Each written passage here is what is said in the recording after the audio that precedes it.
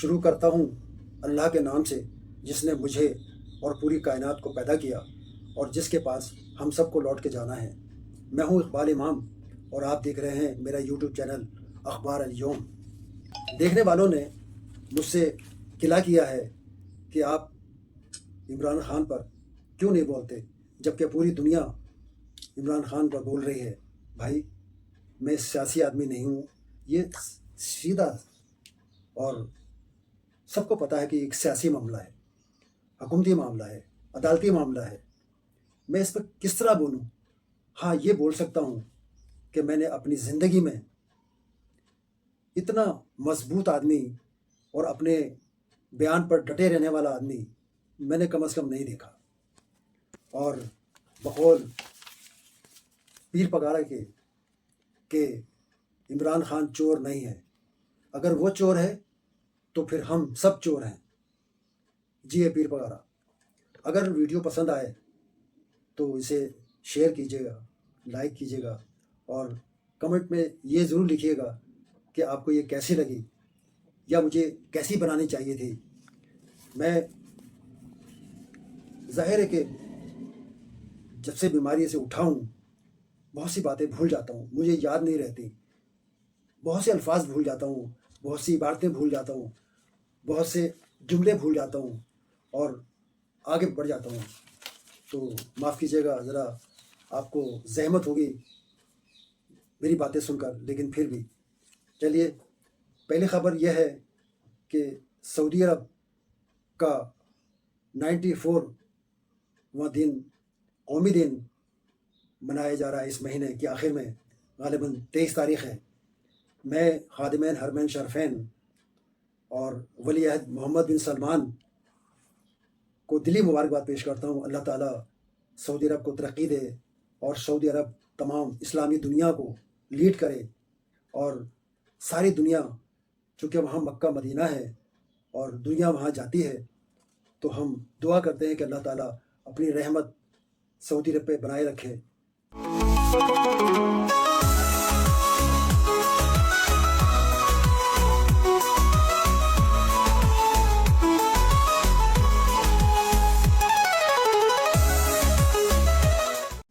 میں اس موقع پر سابق سعودی سفیر عبدالعزیز غدیر، جو میرے اچھے دوست بن گئے تھے جب اسلام آباد سے پہلی بار کراچی آئے، تو میں بھی دیگر صحافیوں کے ساتھ ان کے استقبال کے لیے ایئرپورٹ پہنچا تھا، لیکن جیسے ہی وہ جہاز سے اترے اور انہوں نے مجھے دیکھا تو مجھے اپنے پاس بلا لیا۔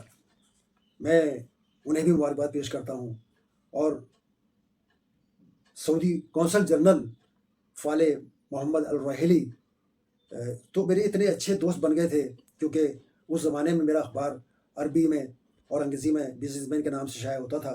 میں بزنس مین کو بہت سپورٹ کرتا تھا، میں سعودی عرب کو بہت سپورٹ کرتا تھا، اور تمام عرب ممالک کے سفیر اور قونصل جنرل گلا کرتے تھے کہ آپ جتنی کوریج سعودی عرب کو دیتے ہیں ہمیں نہیں دیتے۔ میں فالح محمد روحیلی کو اس لیے بھی سپورٹ کرتا تھا کہ وہ دفتر میں یا گھر پر کوئی بھی تقریب ہوتی مجھے ضرور بلاتے۔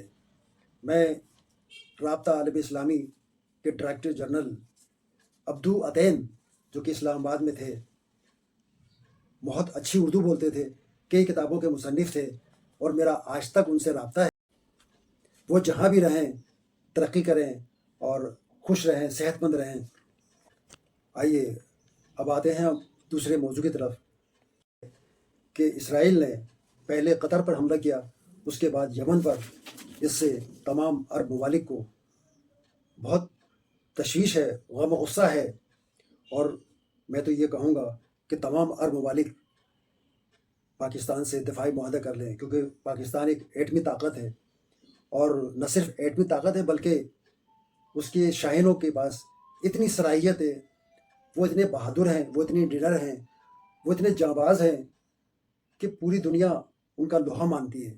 اس میں کوئی شک نہیں کہ ہماری افواج دنیا کے بہترین افواج میں سے ایک ہے۔ میں تیسری خبر کی طرف آتا ہوں۔ تیسری خبر یہ ہے کہ اس بار بھارت نے پاکستان کے دریاؤں میں پانی زیادہ چھوڑا، دوسرے اس بار بارشیں بھی کچھ زیادہ ہوئیں. میں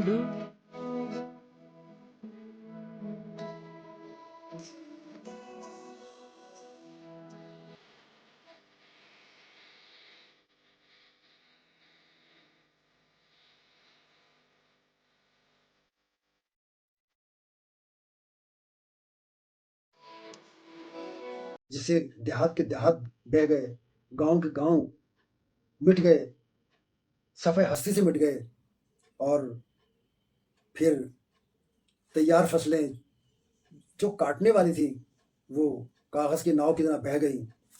اور ستم اس پر یہ ہوا کہ لوگوں کو خشکی میں لے جانے کے بجائے، لوگوں کو خشکی میں لے جانے کے لیے کشتی والے ان سے منہ مانگے دام مانگنے لگے، لاکھوں مانگنے لگے، ہزاروں مانگنے لگے. کتنا ظلم کی بات ہے، افسوس کی بات ہے، بہت افسوس. اور اب بات کر لیتے ہیں بیماری فنگس کی، جو کہ کراچی میں عام ہوتی جا رہی ہے. ڈاکٹر صاحب فنگس، بہت سے لوگوں کے ہمیں میسج آئے ہیں کہ فنگس کے اوپر آپ نے کوئی ٹریٹمنٹ نہیں بتایا، اس کی وجہ بھی نہیں بتائی. تو پہلے تو یہ بتا دیں اڈلٹس کی میں بات کروں کہ یہ فنگس ہوتی کیا ہے اور یہ کیوں ہوتی ہے؟ اچھا، یہ بڑا اچھا کوشچن ہے کیونکہ فنگس آج کل بہت کامن ہو گئی ہے. فنگس ایک انفیکشن ہے، جیسے بیکٹیریا کی انفیکشن ہوتی ہے، جیسے وائرس کی انفیکشن ہوتی ہے، اسی طرح ایک آرگنزم ہے، ایک جراثیم ہے جس کو فنگس کہتے ہیں. فنگل انفیکشن نا مختلف قسموں کی ہے. جو جلد پہ ہونے والی فنگس ہے وہ سر کے بالوں میں بھی آ سکتی ہے، چہرے پہ آ سکتی ہے، جسم کے مختلف حصوں پہ آ سکتی ہے، ہاتھ پاؤں پہ آ سکتی ہے، ناخنوں میں آ سکتی ہے، پاؤں کی انگلیوں کے درمیان میں آ سکتی ہے. تو ہر ایک کے لحاظ سے ٹریٹمنٹ الگ ہوتا ہے. اور یہ نا کنٹیجیس انفیکشن ہے، یعنی کہ یہ چھوت کی بیماری ہے، ایک سے دوسرے کو لگتی ہے، پھیل جاتی ہے. اسی وجہ سے یہ پھیل جاتی ہے. کیونکہ اگر ایک کے گھر میں کسی ایک شخص کو ہوئی ہے اور اس نے ٹائملی اس کا علاج نہیں کیا تو گھر کے باقی لوگوں کو، اس کے آفس کے باقی لوگوں کو، جیسے بچوں میں ہوئی تو اسکول کے باقی بچوں کو گریجولی ٹرانسفر ہوتی ہے، ود ان اے ڈے نہیں ہوتی، لیکن یہ کانٹیکٹ کے ساتھ، چھوت کے ساتھ اسپریڈ ہوتی ہے. ٹھیک ہے. اب یہ ایک چیز الرجی ہوتی ہے اور ایک چیز یہ فنگس انفیکشن ہے. کیسے ان کے سمٹمز کیسے پتہ لگیں گے کہ یہ نارمل الرجی نہیں ہے اور یہ فنگس ہے؟ سمٹمز کیا ہیں ان کے؟ اچھا، الرجی جو ہے نا یہ ایک لے مین ٹرم ہے. الرجی ہمارے ڈرمٹولوجسٹ کی لینگویج میں ایک الگ سے کوئی ڈیزیز نہیں ہے. آپ کی ہر وہ 22 چیز، کروڑ 24 کروڑ جی میں وہی کہہ رہی ہوں کہ لے مین ایک کامن مین کے لیے ٹرم ہے. ہر وہ چیز جس میں ان کو لگتا ہے نا اسکن پہ سرخی ہے اور خارش ہے، اس کو وہ الرجی کہتے ہیں. ٹھیک ہے، لیکن اگر میں ان کو میڈیکلی ایک نالج دوں تو الرجی جو ویسی ہوتی ہے نا، جس کو ہم ہائپر سینسٹیوٹی ریئیکشن اپنے زبان میں کہتے ہیں، وہ خون کے ذریعے ڈفرینٹ چیزوں کو رسپونڈ کر رہا ہوتا ہے. وہ کنٹیجیس نہیں ہوتی، وہ ایک سے دوسرے کے اوپر ہاتھ لگانے سے یا کلوز کانٹیکٹ سے نہیں پھیلتی. لیکن فنگس انفیکشن ہے، ٹھیک ہے، انفیکشن کا علاج کریں گے وہ ٹھیک ہو جائے گی، نہیں کریں گے تو وہ مختلف ایریا میں بڑھ بھی جائے گی اور پھر ایک سے دوسرے کو بھی لگ جائے گی. اس کی سمٹمز کیا ہوتے ہیں فنگس کے؟ اچھا، جیسے میں نے آپ کو کہا کہ جسم کے مختلف حصوں میں آتی ہے تو ہر جگہ پہ اس کا سمٹم تھوڑا سا ڈفرینٹ ہے. لیکن عام زبان میں سمجھنے کے لیے آپ سمجھیں کہ سرخ رنگ کے دائرے بنتے ہیں یا سرخ رنگ کے دھبے ہوتے ہیں جس پہ چھلکا ہوتا ہے، رنگ کی شکل میں ہوتے ہیں، اس لیے اس کو رنگ ورم بھی کہتے ہیں. لے مین ٹرم ہے رنگ ورم انفیکشن ہو گئی. ٹھیک ہے، جیسے چھلا ہوتا ہے، رنگ ہوتی ہے کہ دائرے کی شکل میں ہے اور سراؤنڈنگ اس میں چھلکا آ رہا ہوتا ہے. لیکن جیسے ہمارے پاس لوگ پریزنٹ کرتے ہیں اکثر اس کے اوپر کسی لوکل جی پی کو یا میڈیکل اسٹور سے دوائی لے کے، اور اگین وہ کیونکہ الرجی سمجھتے ہیں تو الرجی کے لیے کیا ہوتا ہے، کامنلی نا اسٹیرائڈ یوز ہوتا ہے. اسٹیرائڈ بہت ہی پوٹنٹ انفلیمیٹری ہے، یعنی کہ فوراً سے نا سکون دے دے گا آپ کو، خارش بھی رک جائے گی، وہ سرخی بھی کم ہو جائے گی. تو اس کی وجہ سے پھر اس فنگس کی شکل بدل جاتی ہے، پھر اس میں پس والے دانے بھی بن جاتے ہیں اور اس کی شکل ڈفرینٹ ہو جائے گی. ادروائز سرخ رنگ اور چھلکا اس کے اوپر ہونا لازمی ہے تو وہ فنگس ہوتی ہے؟ لازمی نہیں ہے، لیکن یہ ایسے پریزنٹ کرتی ہے نا جو باڈی والی فنگس ہے. سر کے اندر پس والے دانے اسٹارٹنگ میں بن جاتے ہیں. سر والی فنگس بچوں میں ہوتی ہے. ٹھیک ہے. اب فنگس کا فار ایگزامپل ٹریٹمنٹ نہیں لیا تو یہ کتنی حد تک خراب ہو سکتی ہے، کیا ہو سکتا ہے؟ اچھا، اگر ٹریٹمنٹ نہیں لیا تو کم چانسز ہیں کہ یہ خود ہی ٹھیک ہو جائے. ٹھیک ہے. زیادہ تر یہ ہے کہ وہ وہاں سے پھیل کے جسم کے باقی حصوں میں چلی جائے گی. جیسے اگر پاؤں کی انگلیوں کے بیچ میں فنگس شروع ہوئی، علاج نہیں کیا تو وہاں انگلیاں بیچ میں سے گلنے لگ جاتی. اورنگی ٹاؤن، بلدیہ ٹاؤن، نئی کراچی، لیاری اور جتنے بھی مضافاتی علاقے ہیں ان میں آپ دیکھیں گے کہ یہ بیماری عام ہوتی جا رہی ہے. اس کی وجہ یہ ہے کہ فیکٹریوں، کارخانوں سے جو زہریلی گیس نکلتی ہے وہ آسمان پہ پہنچ رہی ہے. فیکٹریوں اور کارخانوں سے جو زہریلی فضلہ نکلتا ہے وہ نالوں کے ذریعے سمندر میں پہنچ رہا ہے، جس سے آبی جانور ہلاک ہو رہے ہیں۔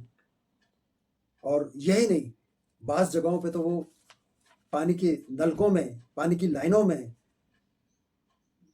کیا کہنا چاہیے اسے، مکس ہو جاتے ہیں یا ضم ہو جاتے ہیں، جس سے گھروں میں گدلا پانی آنے لگتا ہے، بدبودار پانی آنے لگتا ہے اور لوگ بیمار ہونے لگتے ہیں۔ انہیں پتہ ہی نہیں چلتا کہ وہ کیوں بیمار ہوئے ہیں، کس وجہ سے بیمار ہوئے ہیں۔ پھر ان علاقوں میں کھمبے تو ہیں لیکن بلب نہیں ہے، لیکن اس کے باوجود میں سلام پیش کرتا ہوں کیسے والوں کو کہ وہ بل باقاعدگی سے بھیجتے ہیں۔ بجلی ہو نہ ہو، گھنٹوں چلی جائے، انہیں اس کو کوئی فکر نہیں، لیکن بجلی کا بل ضرور آئے گا، وقت پہ آئے گا، بلکہ زیادہ ہی آئے گا۔ لوگ بہت پریشان ہیں، ایک تو ویسی کاروبار نہیں ہے، مہنگائی بڑھتی جا رہی ہے، اوپر سے بلوں کا بوجھ ایک غریب آدمی کیسے برداشت کرے گا۔ اور یہی نہیں، ان علاقوں کی سڑکیں ٹوٹ پھوٹ کا شکار ہیں۔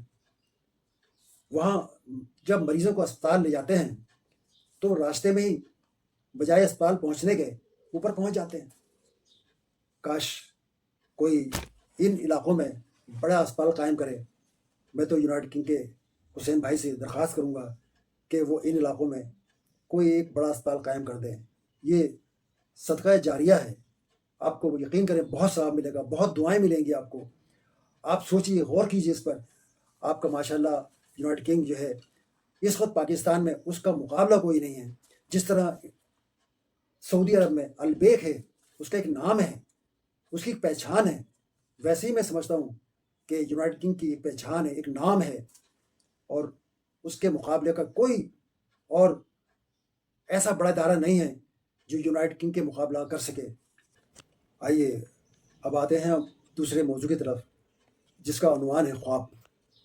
خواب اسے کہتے ہیں جو سونے کے بعد ہمیں جو واقعات نظر آتے ہیں، جو کچھ ہم دیکھتے ہیں، اسے خواب کہتے ہیں۔ ڈاکٹر کہتے ہیں کہ 6-7 گھنٹے کی نیند میں 2 گھنٹے آخر کے ایسے آتے ہیں کہ جس میں عام طور پر خواب سچے نظر آتے ہیں۔ اصل میں بات یہ ہے کہ خواب پر زیادہ لکھا نہیں گیا، زیادہ بولا نہیں گیا، لیکن پھر بھی کچھ تحقیق ہوئی ہے۔ یونان کے لوگ تو باقاعدہ خواب کے ذریعے علاج کرتے تھے، اور چائنا کے ایک ڈاکٹر ہیں لانچیو اور ڈاکٹر نارمن، وہ لکھتے ہیں اپنی کتابوں میں کہ خواب ایک ایسا عمل ہے کہ جس سے ہم آئندہ مستقبل کے بارے میں پیشن گوئی کر سکتے ہیں۔ انڈیا کے بابا رام دیو اور یوگی بابا، سنا ہے کہ ان کو روحوں پر پورا کنٹرول ہے۔ میں ایک بات بتاؤں کہ مجھے ایک دفعہ والد صاحب نے بتایا تھا کہ وہ بیمار پڑے اور انہوں نے خواب دیکھا کہ میں ایک انجن پر بیٹھا ہوں، ٹرین کو حادثہ ہوا لیکن وہ بچ گئے۔ جب ان کی آنکھ کھلی تو انہیں احساس ہوا کہ میں ٹھیک ہو رہا ہوں۔ اسی طرح ایک بار میں بھی بیمار ہوا اور میں نے خواب دیکھا کہ میں گلیوں میں گول گول گھوم رہا ہوں، بھٹک رہا ہوں، مجھے راستہ نہیں مل رہا، لیکن پھر اچانک مجھے راستہ مل گیا، اور جب میری آنکھ کھلی تو مجھے احساس ہوا کہ شاید میں ٹھیک ہو جاؤں گا۔ یہ اللہ کی طرف سے ایک اشارہ ہے۔ عام طور پر لوگ کہتے ہیں کہ خواب 3 طرح کے ہوتے ہیں، ایک رحمانی، دوسرا شیطانی، اور تیسرا جو واقعات ہمارے دماغ میں چل رہے ہوتے ہیں وہ ہمارے خواب میں آ جاتے ہیں۔ امریکہ کے ایک موسیقار ہیں، فیڈک غالباً یہی نام ان کا، وہ کہتے ہیں میں نے خواب میں ایک دھن بنائی، وہ مجھے اتنی یاد رہی کہ جب مجھے میری آنکھ کھلی تو میں نے دھن دوبارہ اس کو بنایا، اور وہ دھن میری زندگی سب سے مقبول دھن تھی۔ خواب پر بہت کچھ لکھا گیا ہے، بہت کچھ بولا گیا ہے، لیکن وہ اتھینٹک نہیں ہے، وہ قابل یقین نہیں ہے، لیکن پھر بھی بہت سی باتیں ایسی ہیں جنہیں یقین کرنا پڑتا ہے۔ خواب جو ہے دراصل ہمارے سونے کے بعد جو واقعات ہم دیکھتے ہیں اسے خواب کہتے ہیں.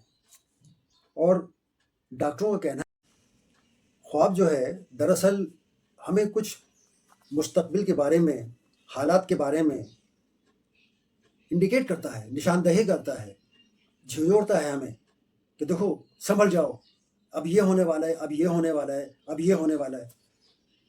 اور دراصل بہت سے لوگ خواب دیکھ کر اپنے معاملات ٹھیک کرتے ہیں اور اپنی راہیں ٹھیک کرتے ہیں، اپنے فیصلے کرتے ہیں.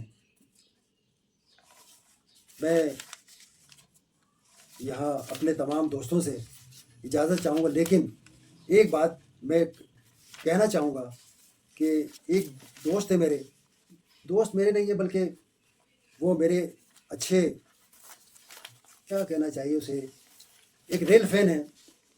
میں ان کی ویڈیو دیکھتا ہوں اور بہت مزہ آتا ہے اور ایسا لگتا ہے کہ جیسے میں پاکستان میں گھوم رہا ہوں. وہ ویسے تو ملیل کے رہنے والے ہیں لیکن آج کل لاہور میں شفٹ ہو گئے ہیں. وہ کراچی سے لے کر پشاور تک، کوئٹہ سے لے کے آخری سرحد تک ریل میں سفر کرتے ہیں. مجھے یاد ہے کہ میں نے بھی نوائق کے زمانے میں ٹرین میں بہت سفر کیا ہے، کراچی سے روڑی تک، اوباڑہ تک، جیک آباد تک، ٹھل تک، شکارپور، پھر حیدرآباد سے بدین روٹ پر، حیدرآباد سے میرپور خاص روٹ پر، کوٹری سے سیون شریف اور اس سے آگے لڑکان تک بہت سفر کیا ہے. لیکن میں تو اپنی ضرورت کے تحت کرتا تھا، لیکن یہ جن کا نام غالباً سفیان ہے، غالباً یہ تو باقاعدہ کومنٹری کرتے ہیں جو اچھا لگتا ہے، معلومات میں اضافہ ہوتا ہے. اور اللہ تعالیٰ ان کو صحت دے، اللہ تعالیٰ ان کو زندگی دے. اور میں تو کہوں گا کہ ان کی ویڈیو دیکھنے کے بعد بہت اچھا لگتا ہے کہ ہم خود گھوم رہے ہیں ان شہروں میں. السلام علیکم ورحمۃ اللہ وبرکاتہ.